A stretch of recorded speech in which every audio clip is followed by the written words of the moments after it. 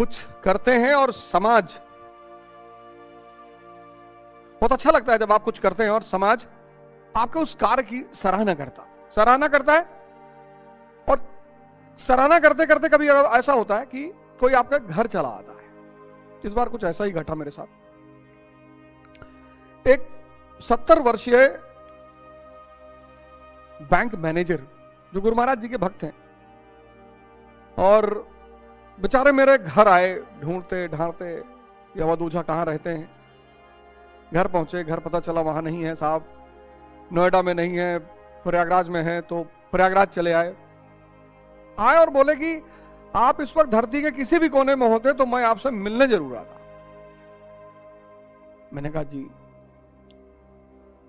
क्या भैया 20 साल से यह किताब हमारे पास पड़ी हुई थी, कई बार गीता पाठ करवाया, भोज करवाया, खिलाई पिलाई करवाया, लेकिन इसके अंदर इतना खजाना छिपा है इसका अंदाजा नहीं था। और बोला अब तो मेरी उम्र 70 साल है, अगर 20 साल पहले ये बातें मुझे समझ में आती, मैं जोड़ता, तो आज तो मेरी स्थिति कुछ और ही होती। मैंने कहा बाबूजी, कहते हैं ना जब जागो तब सवेरा, अब आपकी स्थिति कुछ और हो जाएगी। क्योंकि अध्यात्म के रास्ते पे अगर आपने एक कदम भी अगर आप अध्यात्म के रास्ते पर चलेंगे तो फिर पीछे नहीं आ सकते।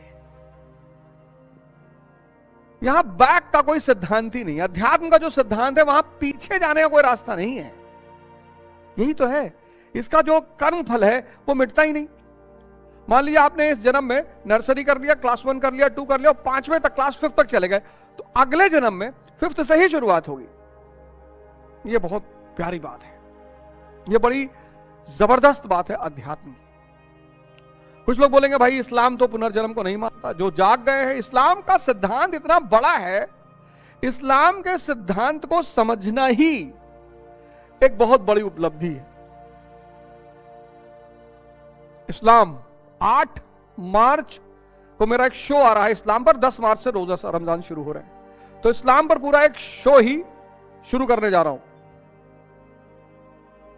पूरा एक शो ही शुरू करने जा रहा हूं, मतलब एक शो बना रहा हूं इस्लाम के ऊपर। धर्म सारे अच्छे हैं, मेरे ऊपर कोई फर्क नहीं पड़ता आप मुझे क्या कहते हो, क्योंकि मैंने तो हिस्ट्री पढ़ी और इतिहास में मैंने देखा कि जिन लोगों ने बहुत अच्छे काम किए, जब तक वो जीवित थे बहुत परेशान किया लोगों ने, बहुत गाली दिया। मेरे पास तो इतने सबूत हैं। बुद्ध को पत्थर मारा, महावीर को पत्थर मारा, मोहम्मद को तैफ में इतना मार दिया कि खून ही खून चारों तरफ।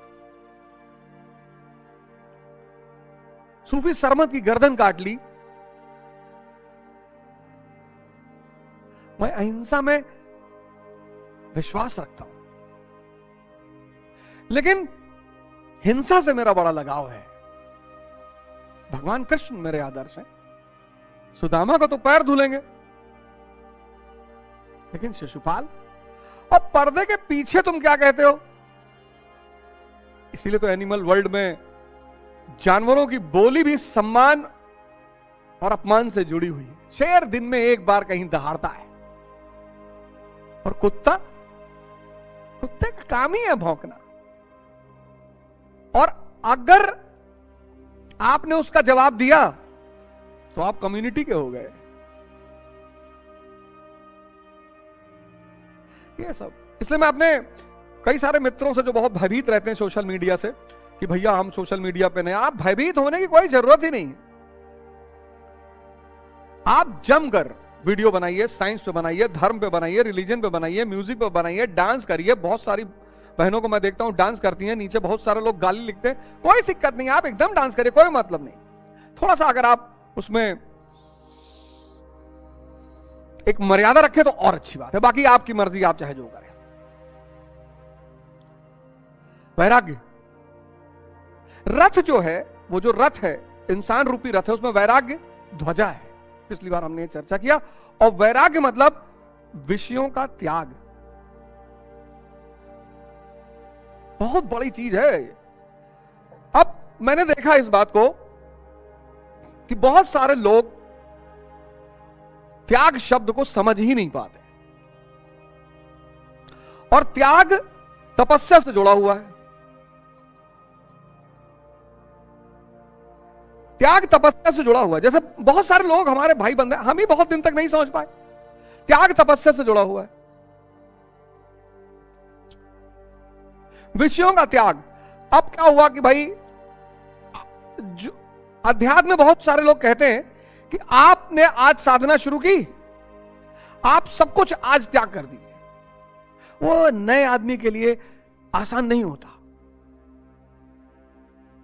एक दिन में संसारिक गतिविधियों का एक दिन में त्याग कर देना वो नए आदमी के लिए आसान नहीं होता। इसलिए बहुत सारे मित्र मैं देखता हूं, बहुत सारे भाई बहन हैं जो इस रास्ते पर आते ही नहीं कि भैया हमसे ना हो पाए, हम शराब नहीं छोड़ेंगे, हम सिगरेट नहीं छोड़ेंगे, हम तंबाकू नहीं छोड़ेंगे, हम गोश्त नहीं छोड़ेंगे। कौन कह रहा है? मैं ये कह रहा हूं, मैं छोड़ने की बात ही नहीं कर रहा हूं, मैं ये कह रहा हूं आप साधना शुरू करो। सब चीजें, इतनी ताकत है साधना में। आप नेगेटिव मत हो, आप नेगेटिव मत हो, आप सिर्फ साधना शुरू करो। इतनी ताकत है साधना में कि चीजें खुद ब खुद छूटती चली जाएंगी। उसका सबसे बड़ा उदाहरण मैं हूं। आप बस साधना शुरू करो, मन को देखना शुरू करो, मन को समझना शुरू करो। पहला स्टेप यही है कि आप मन को समझना शुरू करो, मन को देखना शुरू करो। आप देखो, बस पहले चरण में आप सिर्फ ये देखो कि आप बाहर से परेशान ही नहीं हो, आप अंदर से परेशान हो। मन के कुछ लक्षण हैं। पहला लक्षण है अज्ञानता, इसीलिए तो अंधा है, इसीलिए तो अंधा है। कुछ ऐसे काम हैं, कुछ ऐसे काम ऐसे जिसको करके पश्चाताप करता है।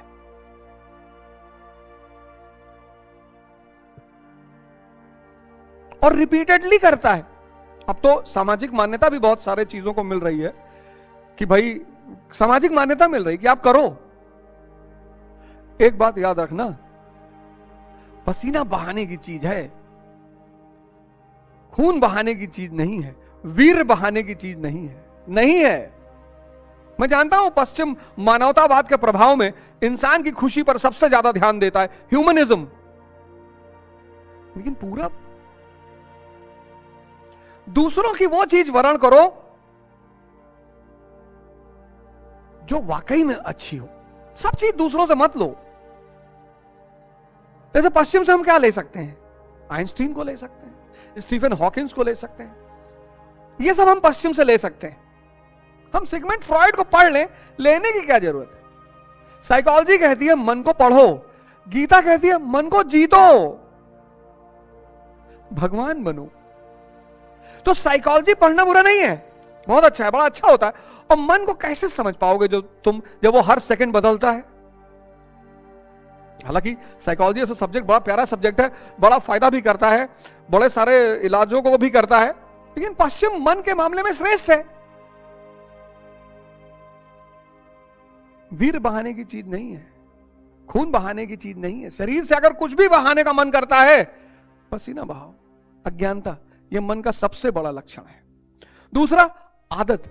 किसी भी काम को 21 दिन अगर कर लोगे, 21 दिन, वो तुम्हारी आदत बन जाएगी। कुछ की तो 5 ही दिन में बन जाती है, कुछ की तो 5 ही दिन में आदत बन जाती है। इसलिए आपको समाज सिगरेट 2-4-5 दिन पिलाएगा, शराब 2-4-5 दिन पिलाएगा, क्योंकि मन अशांत है और ये मन को शांत करते हैं। तो 5 दिन पिलाता है, तो 5 दिन जब वो मन की शांति देते हैं, 5 दिन लड़ाई बहुत चलती है, गलत है गलत है गलत है, लेकिन वो मन को जब शांति देते हैं तो बस मन की शांति मजा देने लगती है, बस आदमी खुद ब खुद करने लगता है।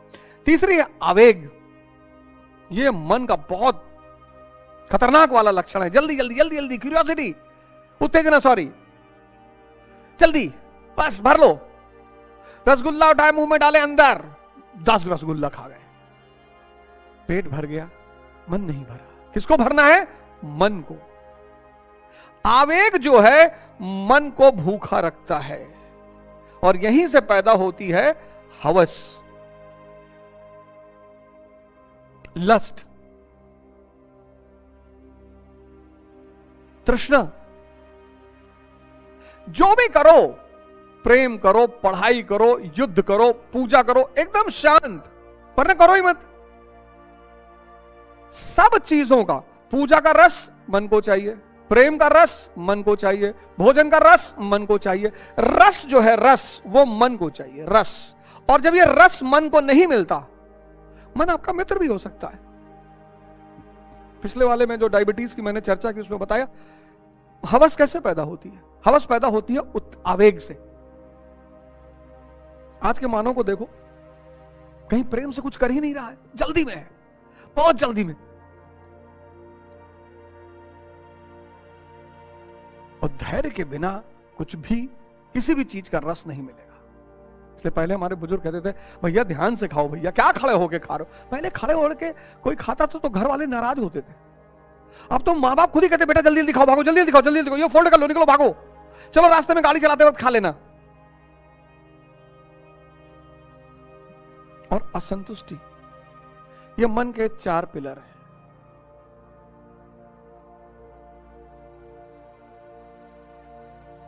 असंतुष्टि, अज्ञानता, एक ही गलती को बार बार करना। ये अंधा आदमी ही कर सकता है, आंख वाला नहीं करेगा। आज शेड्यूल बनाया पढ़ने का, नहीं पढ़ पाए, कल बनाया नहीं पढ़ पाए, परसों बनाया नहीं पढ़ पाए। ये लगातार गलती कौन करेगा? अंधा करेगा। आदत किसी भी चीज की पढ़ सकती है, तो अगर नेगेटिव चीजों की पढ़ सकती है तो पॉजिटिव चीजों की क्यों नहीं पढ़ सकती? पॉजिटिव चीजों की आदत डलाने की प्रक्रिया को क्या कहते हैं? साधना। शराब पीने की साधना नहीं करनी पड़ती, वैश्यावृत्ति की साधना नहीं करनी पड़ती। क्यों? क्योंकि इनका सीधा संबंध इंद्रियों और मन से है। उठने की साधना करनी पड़ती है, ध्यान की साधना करनी पड़ती है। जिनका सीधा संबंध इंद्रियों और मन से है उनकी साधना नहीं करनी पड़ती, इसलिए वो बहुत आसान लगते हैं। शराब पीने की कोई साधना नहीं कि भैया 6 महीना साधना किए तब जाके शराब पीने की आदत पड़ी। शराब का सीधा संबंध मन से। 4 पैक पिए, मन शांत। काम वासना का संबंध मन और इंद्रियों से। जितनी चीजें मन और इंद्रियों से जुड़ी हैं उनके लिए कोई साधना नहीं करनी पड़ती। जो मन और इंद्रियों से अलग है उनकी साधना, पढ़ाई की साधना, पूजा की साधना, ध्यान की साधना, योग की साधना, सबकी साधना करनी पड़ती है। दर्द बर्दाश्त करना पड़ता है, पेन बर्दाश्त करना पड़ता है, उसी को तपस्या कहते हैं। इसलिए मैं आप सबसे कहता हूं कि मेहनत मजदूर करते हैं, राजा तपस्या करता है। तपस्या यानी ध्यान में किया गया श्रम। लोग हमसे पूछते हैं राजा कैसे बने भैया? तपस्या करो, हिमालय चले आए? नहीं यार, ध्यान में किया गया श्रम। ध्यान में मेहनत तो मजदूरों का काम है।